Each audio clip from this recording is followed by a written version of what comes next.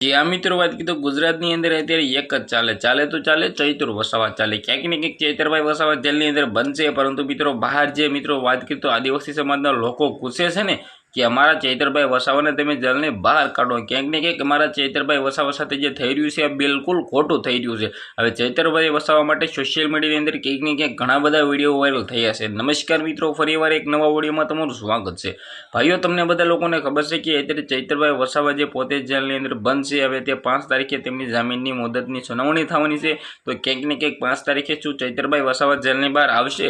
જે આ મિત્રો વાત કીધું તારીખ 5ના રોજ ચૈતરભાઈ વસાવાને મને લાગે છે કે જામીન મળી જશે, પણ જો ત્યારે જામીન ન મળે તો ક્યાંક ને ક્યાંક આદિવાસી સમાજના લોકોના ગુસ્સો, આદિવાસી સમાજના લોકો આંદોલન કરે તો પણ ખોટું નથી। ક્યાંક ને ક્યાંક ચૈતરભાઈ વસાવા તમને લોકોને ખબર છે કે આદિવાસી લોકોના દિલની અંદર છે।